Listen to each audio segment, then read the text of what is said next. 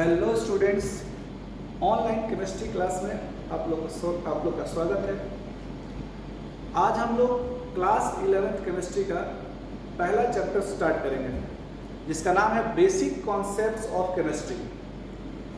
Basic concepts of chemistry में हम लोग का वो हर बात करना है जो अभी तक 9th 10th 7th 8 में आप लोग केमिस्ट्री पढ़े हैं, तो वो सब बात थोड़ा सा पहला चैप्टर में पहले हो जाता है इंट्रोडक्शन, ताकि आप लोग का बेसिक से केमिस्ट्री धीरे धीरे स्ट्रांग हो।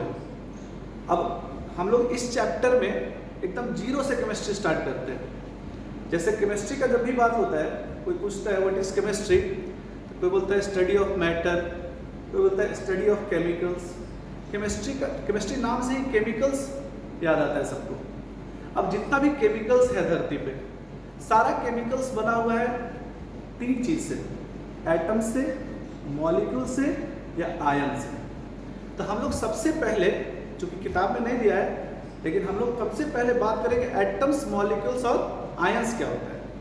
ठीक है, जैसे हम लोग का सबसे पहला टॉपिक है बेसिक कॉन्सेप्ट ऑफ केमिस्ट्री में, सबसे पहला टॉपिक हम लोग पढ़ेंगे atom. First topic is atom. ठीक है, अब कोई पूछेगा व्हाट इज एटम। एटम के बारे में आप लोग पहले भी सुने हैं, बहुत सारा बात बताएंगे जो आपको सुना हुआ भी होगा, और बहुत सारी बात ऐसा भी बताएंगे जो आप लोग नहीं भी जानते होंगे, या फिर जानते होंगे फिर अप्लाई नहीं कर पाते होंगे। ठीक है, अब सबसे पहले जैसे मान लो कोई पूछा व्हाट इज एटम। एटम जो है, atom is the smallest particle, smallest particle of elements. जितना भी एलिमेंट्स है सब एटम से बना है, और किसी एलिमेंट का जो एटम है, उस एटम में एलिमेंट का सारा प्रॉपर्टीज प्रेजेंट होता है। जैसे मान लो कोई का आयरन है, आयरन रॉड है, आयरन रॉड का जो प्रॉपर्टी है वो Fe का एक एटम में भी प्रेजेंट होगा। तो हम लोग बोलेंगे the smallest particle of element which contain all the properties of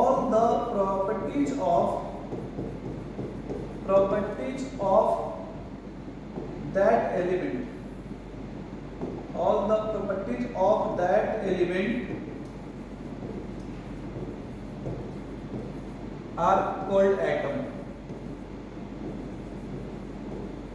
ठीक है, आप लोग सब जानते हैं एटम का डिस्कवरर जॉन डाल्टन।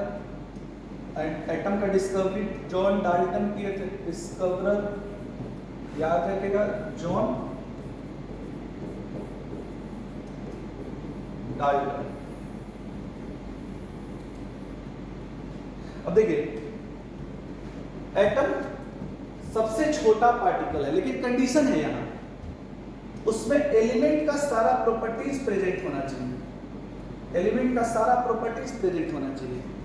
मीन्स सबसे छोटा पार्टिकल एटम नहीं है, एटम से भी छोटा पार्टिकल्स होता है, जिसको हम लोग कहते हैं सब एटॉमिक पार्टिकल्स। एटम से भी छोटा पार्टिकल जो एटम में ही प्रेजेंट होता है, जिसको हम लोग कहते हैं सब एटॉमिक पार्टिकल्स। एटम का सब एटॉमिक पार्टिकल्स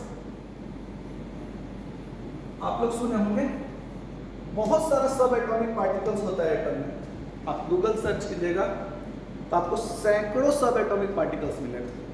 ठीक है, एटम कंटेन few सब एटॉमिक पार्टिकल्स। सब एटॉमिक पार्टिकल्स, कुछ सब एटॉमिक पार्टिकल्स होता है, और उसमें से कुछ फंडामेंटल होता है। And few of them are fundamental particles। Fundamental particles सुने होंगे आप। जैसे एटम में फंडामेंटल पार्टिकल तो सब लोग सुने होंगे, इलेक्ट्रॉन होता है, प्रोटॉन होता है, न्यूट्रॉन होता है। इसके अलावा भी और सब एटॉमिक पार्टिकल्स होता है, मेसॉन होता है, पॉजिट्रॉन होता है, पाइऑन होता है, एंटी प्रोटॉन होता है, एंटी न्यूट्रिनो होता है, न्यूट्रिनो होता है, क्वार्क होता है, एंटी क्वार्क होता है, बहुत सारा सब एटॉमिक पार्टिकल्स होता है, जिसमें से 3 पार्टिकल जो है 3 फंडामेंटल है। तो कोई पूछेगा फंडामेंटल पार्टिकल्स कौन कौन है? फंडामेंटल पार्टिकल्स ऑफ एटम 3 है। एक है इलेक्ट्रॉन, एक है प्रोटॉन और तीसरा है न्यूट्रॉन। तो एटम का मॉडल आप लोग सुने होंगे कि एटम में होता है एक न्यूक्लियस, और न्यूक्लियस में होता है प्रोटॉन एंड न्यूट्रॉन। न्यूक्लियस में होता है प्रोटॉन और न्यूट्रॉन, और उसके बाहर ढेर सारा ऑर्बिट होता है, और ऑर्बिट में इलेक्ट्रॉन्स घूमते रहता है। ऑर्बिट में घूमते रहता है क्या? इलेक्ट्रॉन्स। These are electrons. देखिए, कोई पूछेगा इलेक्ट्रॉन क्या होता है? तो इलेक्ट्रॉन होता है निगेटिव चार्ज पार्टिकल। आप लोग सुने भी होंगे। निगेटिव चार्ज पार्टिकल्स जो एटम के न्यूक्लियस के बाहर घूमते रहता है उसको इलेक्ट्रॉन कहते हैं। पॉजिटिव चार्ज पार्टिकल जो एटम के न्यूक्लियस में होता है उसको प्रोटॉन कहते हैं। और न्यूट्रल पार्टिकल जो एटम के न्यूक्लियस से प्रेजेंट होता है उसको न्यूट्रॉन कहते हैं। इलेक्ट्रॉन निगेटिव, प्रोटॉन पॉजिटिव और न्यूट्रॉन न्यूट्रल पार्टिकल्स होता है। ठीक है, कोई भी एटम में ये 3 चीज जरूर मिलेगा। फंडामेंटल में समझते होंगे, ये मस्ट है, सबके सारा एटम के पास ये होगा।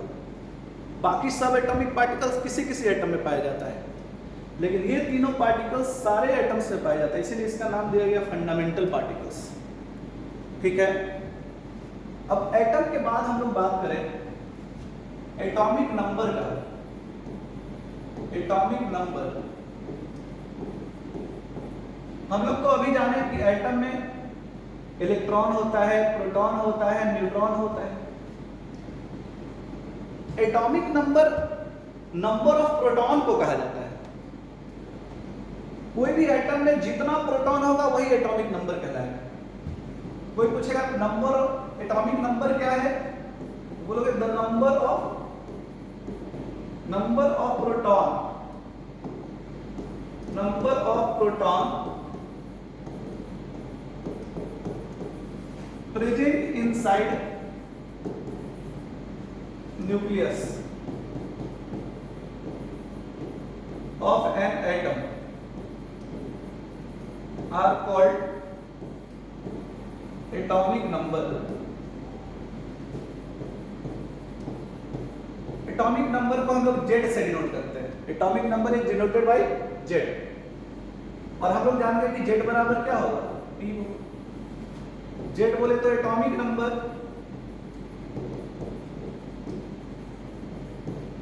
एंड P बोले तो नंबर ऑफ प्रोटॉन। ठीक है,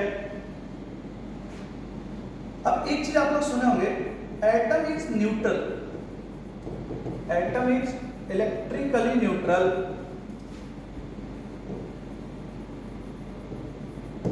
देखो, एटम में निगेटिव चार्ज भी है, एटम में पॉजिटिव चार्ज भी है, दिख रहा है, लेकिन पूरा एटम न्यूट्रल होता है। एटम इलेक्ट्रिकली न्यूट्रल होता है। अब एटम न्यूट्रल क्यों होगा? तो जितना नेगेटिव चार्ज उतना ही पॉजिटिव चार्ज रहेगा, तब एटम न्यूट्रल होगा। मतलब जितना इलेक्ट्रॉन होगा उतना ही प्रोटॉन होगा, तो एटम न्यूट्रल हो जाएगा। क्योंकि चार्ज का वैल्यू, तो इलेक्ट्रॉन का भी चार्ज का वैल्यू होता है 1.6 × 10⁻⁻19 कूलम। अब प्रोटॉन का भी चार्ज का वैल्यू होता है 1.6 × 10⁻⁻19 कूलम। एक इलेक्ट्रॉन और एक प्रोटॉन का चार्ज का वैल्यू तो फिक्स है, लेकिन नेगेटिव चार्ज का वैल्यू और पॉजिटिव चार्ज का वैल्यू सेम हो जाए तो न्यूट्रल हो जाएगा। तो संख्या सेम होना पड़ेगा। इलेक्ट्रॉन का संख्या और प्रोटॉन का संख्या जब सेम होगा तो एटम क्या हो जाएगा? न्यूट्रल हो जाएगा। तो चूंकि एटम इलेक्ट्रिकली न्यूट्रल होता है, तो हम लोग कह सकते हैं number of electron is equal to number of proton. किसी भी एटम में इलेक्ट्रॉन का संख्या और प्रोटॉन का संख्या क्या होगा? इक्वल होगा। यानी कि E बराबर हम लोग कह सकते हैं क्या? P। इसको आप इक्वेशन फर्स्ट कह दीजिए, इसको इक्वेशन सेकंड कह दीजिए, और आप कह सकते हैं from first and second Z बराबर P बराबर E। अब ये पहला चीज हम लोग सीखे कि किसी भी एटम का जितना एटॉमिक नंबर होगा उतना ही उस एटम में प्रोटॉन का संख्या होगा और उतना ही उस एटम में इलेक्ट्रॉन का संख्या होगा। जैसे मान लो कोई आपसे पूछा, मान लो कोई आपसे कहा कि सोडियम का एटॉमिक नंबर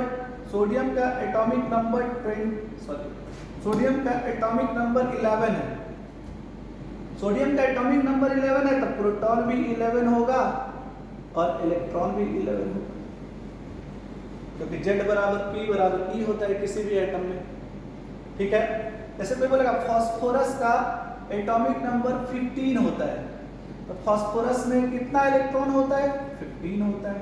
कितना प्रोटॉन होता है? तो 15 होता है। किसी भी एटम में जितना एटॉमिक नंबर होगा उतना ही इलेक्ट्रॉन होगा और उतना ही प्रोटॉन होगा। ठीक है, एक चीज सीखिए। अब सबसे पहले आपको इलेक्ट्रॉन, प्रोटॉन, न्यूट्रॉन पता करने के लिए एक तो आपको एटॉमिक नंबर जानना चाहिए, एक मास नंबर जानना चाहिए। मास नंबर क्या होता है? मास नंबर होता है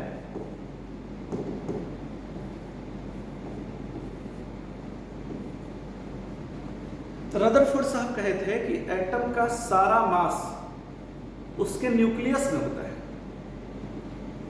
अगर आप एटम का न्यूक्लियस देखोगे, न्यूक्लियस में दो चीज है, न्यूट्रॉन और प्रोटॉन। तो जब भी मास का बात होता है एटम का, तो प्रोटॉन का संख्या और न्यूट्रॉन का संख्या ऐड कर देते हैं। Number of proton, number of neutron add कर दोगे तो उसको हम लोग मास नंबर कहते हैं। ठीक है। कोई पूछेगा आपसे मास नंबर क्या है, तो बोलोगे the sum of number of proton and number of neutron are called mass number. अब देखो, मास नंबर को हम लोग ए से डिनोट करते हैं, तो हम लोग जाने ए बराबर P प्लस M।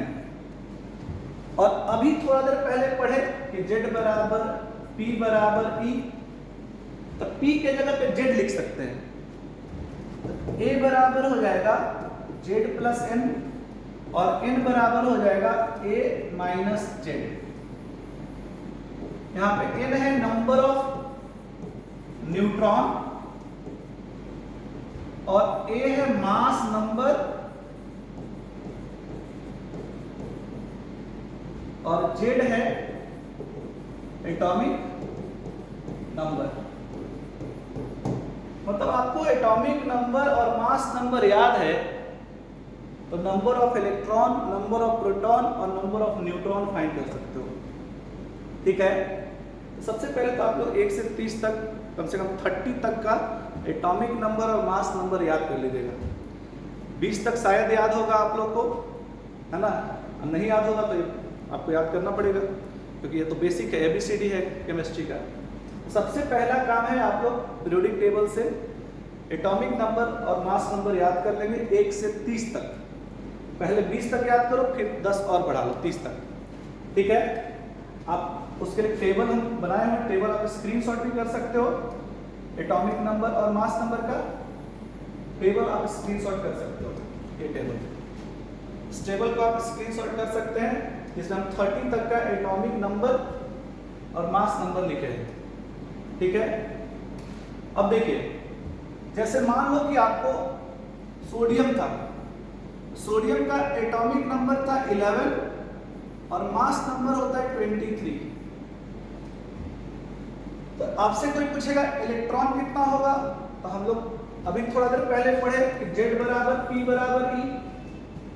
तो Z है 11, तो इलेक्ट्रॉन भी 11 प्रोटॉन कितना होगा, तो प्रोटॉन भी 11, और न्यूट्रॉन कितना होगा, तो न्यूट्रॉन के लिए पढ़े a माइनस जेड, मतलब 23 माइनस 11 बोले तो 12, मतलब सोडियम में 11 इलेक्ट्रॉन, 11 प्रोटॉन और 12 न्यूट्रॉन होता है। अब किसी भी एटम में, किसी भी एलिमेंट का एटम हो, उसमें आप इलेक्ट्रॉन, प्रोटॉन, न्यूट्रॉन फाइंड कर सकते हैं। जैसे मान लो कोई आपसे पूछा, मान लो कोई पूछा आयरन Fe, तो Fe का एटॉमिक नंबर होता है 26 और मास नंबर होता है 56, समझिए, एटॉमिक नंबर 26 और मास नंबर 56। तो हम लोग जानते हैं दो चीज, एक Z बराबर P बराबर E और एक N बराबर A माइनस जेड, जो अभी पढ़े, ये दो चीज खाली याद रखो, ये दो चीज याद रखोगे, इलेक्ट्रॉन, प्रोटॉन, न्यूट्रॉन बता सकते हो।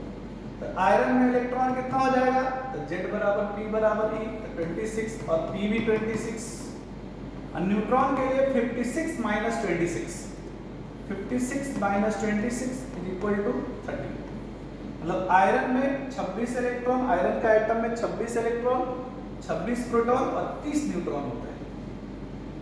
ठीक है, ये हो गया एटम का बात, और एटम में इलेक्ट्रॉन, प्रोटॉन, न्यूट्रॉन बता सकते हो।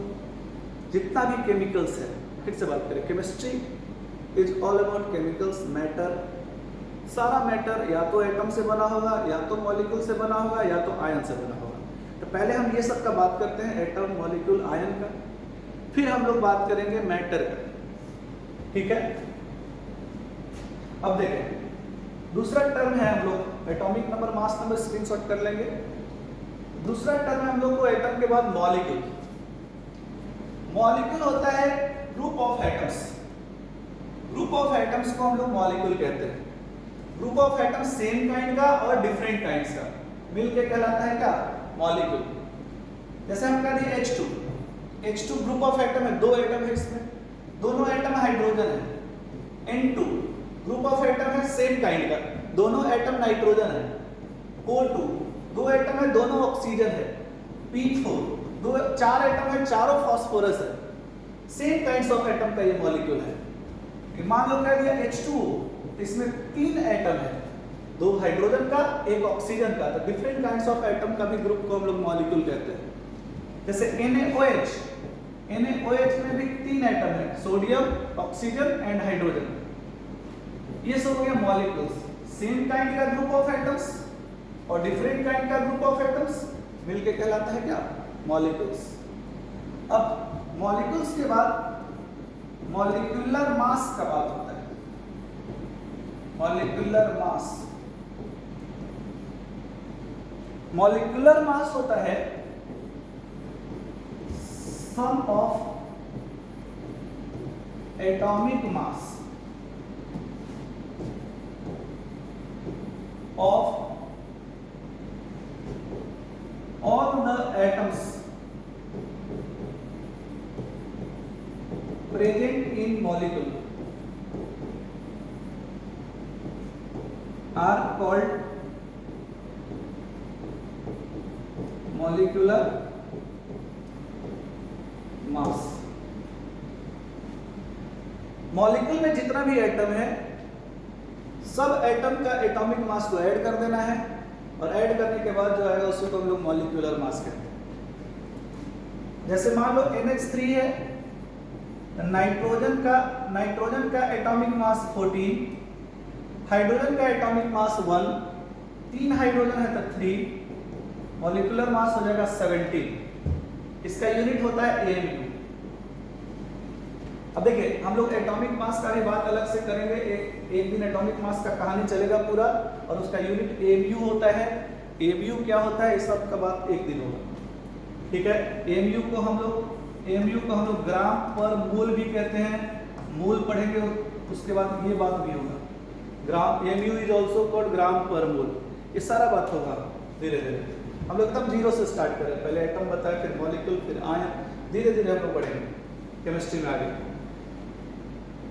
उसके बाद मान लो कि कोई पूछा NaOH का मॉलिक्यूलर मास, तो सोडियम का 23 होता है, ऑक्सीजन का 16 होता है, हाइड्रोजन का 1 होता है, टोटल 40 हो जाएगा। इसी तरह से मॉलिक्यूलर मास आप लोग भी फाइंड करके हमको मैसेज करेंगे MgOH होल 2 का एंड Na2CO3.10H2O का। ये मॉलिक्यूलर मास फाइंड करना आप लोग 10th क्लास में सीखे होंगे, 9th क्लास में सीखे होंगे। आप एक बार ये दोनों का फाइंड करके हमको आंसर सेंड करेंगे, देखते किसका सही होता है। ठीक है, कॉन्सेप्ट वही है, एटॉमिक मास को ऐड करना है। ठीक है, अब मॉलिक्यूल के बाद बात होगा आयंस का। आयंस होता है चार्ज एटम और ग्रुप ऑफ एटम्स। एटम या ग्रुप ऑफ एटम चार्ज हो गया तो आयन कहलाएगा। अब चार्ज कहने का मतलब, चार्ज दो तरह का होता है, पॉजिटिव चार्ज और नेगेटिव चार्ज। जैसे सोडियम था तो एटम था, लेकिन Na+ आयन कहलाएगा। Cl है तो एटम है, लेकिन Cl- आयन कहलाएगा। जैसे OH- ग्रुप ऑफ एटम है, ये चार्ज हो जाएगा, OH- हो जाएगा तो आयन कहलाएगा। जैसे SO4 2-, Al 3+, NH4+, एटम या ग्रुप ऑफ एटम चार्ज हो जाएगा तो आयंस कहलाएगा। अब चार्ज बनता है इलेक्ट्रॉन का ट्रांसफर से, ट्रांसफर ऑफ इलेक्ट्रॉन से चार्ज बनता है। इसका ट्रांसफर से, इलेक्ट्रॉन्स का ट्रांसफर से। ठीक है, अब ट्रांसफर में दो चीज होता है। जैसे हम आपको मान लो मेरे पैकेट में से 100 रुपया ट्रांसफर हो गया आपके पैकेट में, तो इसमें दो चीज होगा, हमको 100 रुपये का लॉस हो गया, आपको 100 रुपये का गेन हो गया। तो ट्रांसफर में दो चीज होता है, लॉस और गेन। एक को लॉस होगा तो दूसरे को गेन होगा। तो अगर किसी को इलेक्ट्रॉन का लॉस होता है, लॉस ऑफ इलेक्ट्रॉन, कैटायन बनेगा, और गेन ऑफ इलेक्ट्रॉन एनायन बनेगा। अब कैटायन होता है पॉजिटिव चार्ज आयन और एनायन होता है नेगेटिव चार्ज आयंस। तो सबसे पहले दिमाग में फिट करना है, लॉस मतलब लॉस हुआ तो पॉजिटिव चार्ज आयन बनेगा, और गेन होगा तो नेगेटिव चार्ज आयन बनेगा। गेन होगा तो नेगेटिव चार्ज आयन बनेगा। अगर इलेक्ट्रॉन लॉस हुआ तो पॉजिटिव चार्ज, इलेक्ट्रॉन गेन हुआ तो नेगेटिव चार्ज। प्लस माने माइनस, माइनस माने प्लस, है ना। इलेक्ट्रॉन अगर लॉस हुआ तो पॉजिटिव चार्ज, गेन हुआ तो नेगेटिव चार्ज। अब जैसे कोई आपसे बोलेगा कि Zn2+, मतलब जिंक को 2 इलेक्ट्रॉन लॉस हुआ है। जिंक का एटॉमिक नंबर कितना होता है? 30 होता है, और मास नंबर लगभग 65 होता है। कोई आपसे पूछेगा इसमें इलेक्ट्रॉन कितना है, प्रोटॉन कितना है, न्यूट्रॉन कितना है। अभी सिंपल कॉन्सेप्ट बताए, Z बराबर P बराबर E, और न्यूट्रॉन के लिए A-Z। तो बोलो Z कितना है? 30। तो इलेक्ट्रॉन 30, प्रोटॉन 30, और न्यूट्रॉन के लिए माइनस कर देंगे तो 65 - 30 35। लेकिन इलेक्ट्रॉन में क्या हुआ होगा? तो चूंकि पॉजिटिव चार्ज है, इलेक्ट्रॉन लॉस हुआ होगा। तो यहां रहेगा, एटम के ऊपर रहेगा प्लस, तो इलेक्ट्रॉन में करना है -2, 28 इलेक्ट्रॉन में। बाकी प्रोटॉन न्यूट्रॉन में कोई चेंज नहीं आएगा। आयंस में क्या होता है? तो इधर आयंस के पास पॉजिटिव चार्ज है तो इलेक्ट्रॉन में माइनस हो जाएगा, आयंस के पास नेगेटिव चार्ज है तो इलेक्ट्रॉन प्लस हो जाएगा, ऐड हो जाएगा। जितना पॉजिटिव उतना ही माइनस होगा, जितना नेगेटिव उतना ही ऐड होगा। जैसे मान लो कोई पूछेगा, मान लो कोई पूछ दिया कि S2-, तो सल्फर का atomic number 16 and mass number 32, तो इलेक्ट्रॉन कितना हो जाएगा? इलेक्ट्रॉन हो जाएगा 16, प्रोटॉन हो जाएगा 16, और न्यूट्रॉन के लिए 32 - 16। अब चूंकि यहां पे माइनस है, यहाँ पे प्लस हो जाएगा, 2 इलेक्ट्रॉन 18। तो प्राची सर ट्रिक दिए, कि प्लस माने माइनस और माइनस माने प्लस। प्लस रहेगा तो माइनस करना है, माइनस रहेगा तो प्लस करना है, सिर्फ इलेक्ट्रॉन में। ठीक है, अब देखिए जैसे मान लो क्या दिया NH4 प्लस, इसने बताइए इलेक्ट्रॉन प्रोटॉन न्यूट्रॉन। अब देखो ग्रुप है तो पहले नाइट्रोजन का फाइंड करो, फिर हाइड्रोजन का फाइंड करो, फिर NH4 प्लस का फाइंड करो। जैसे NH4 प्लस में इलेक्ट्रॉन कहां से आएगा? नाइट्रोजन का आएगा, हाइड्रोजन का आएगा, प्रोटॉन भी नाइट्रोजन हाइड्रोजन का आएगा। अब देखो नाइट्रोजन का एटॉमिक नंबर 7 होता है और मास नंबर 14 होता है। हाइड्रोजन का एटॉमिक नंबर 1 होता है, मास नंबर भी 1 होता है। तो इलेक्ट्रॉन नाइट्रोजन में कितना होगा? 7। हम लोग पढ़े हैं Z बराबर, इसको पहले दिमाग में डालो, Z बराबर P बराबर E, बार बार बोल रहे हैं, और N बराबर A माइनस Z। इसको फिट करो दिमाग में। तो Z है 7, E भी 7 और P भी 7, और N हो जाएगा 14 माइनस 7। यहाँ पे Z है 1, E भी 1 और P भी 1, और N है 1 माइनस 1, 1 माइनस 1 कितना? 0, 1 माइनस 1 0। ठीक है,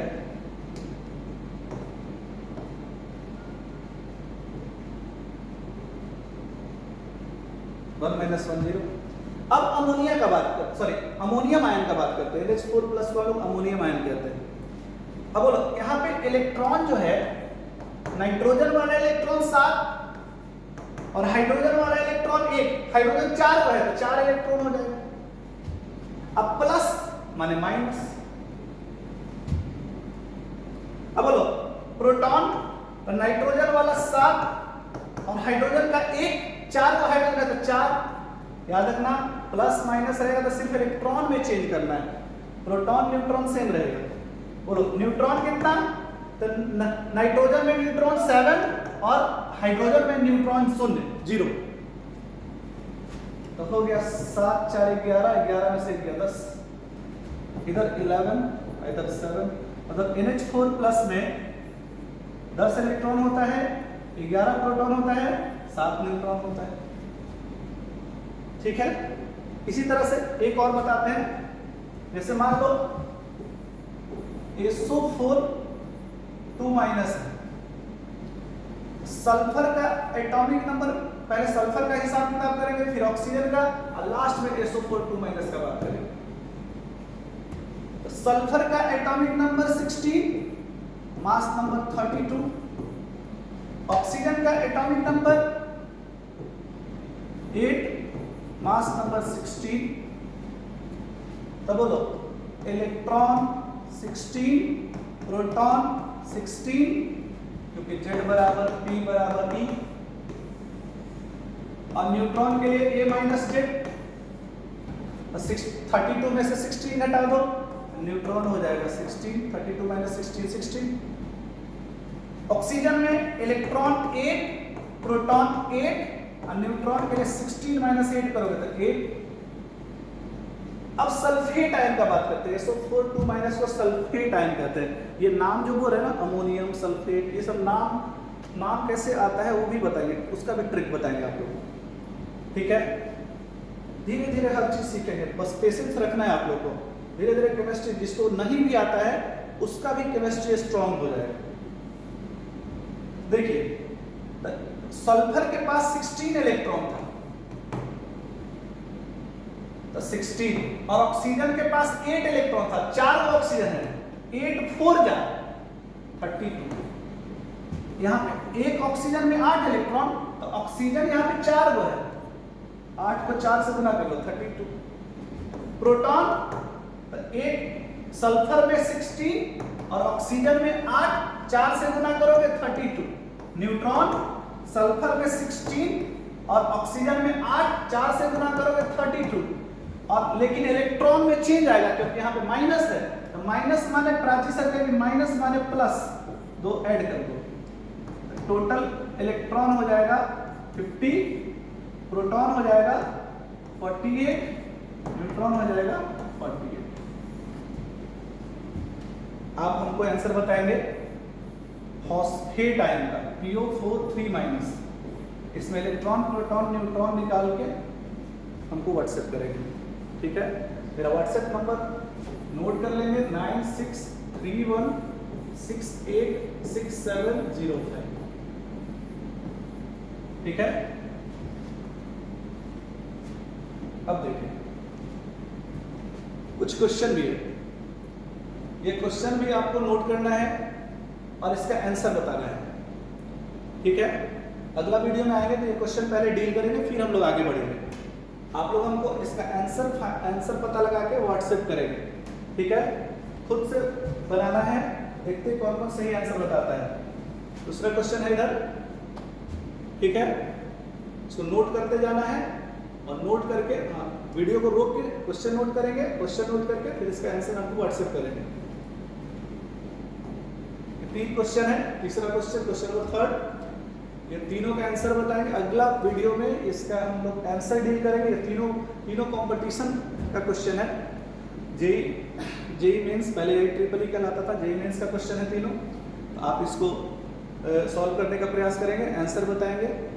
आज के लिए इतना ही, बाय बाय। धीरे धीरे हम आपका केमिस्ट्री स्ट्रॉन्ग कर देंगे, एकदम बेसिक से शुरू करेंगे किए हैं केमिस्ट्री, ठीक है। हर बेसिक चीज आपको बताएंगे।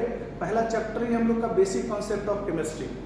तो पहला चैप्टर में किताब नहीं देखना है, किताब का सारा क्वेश्चन बनेगा, चैप्टर खत्म होगा उस समय। किताब से ज़्यादा हम आपको बताएंगे ताकि बेसिक एकदम स्ट्रॉन्ग, किताब से आपको दुगना बताएंगे ताकि बेसिक आपका स्ट्रॉन्ग हो जाए।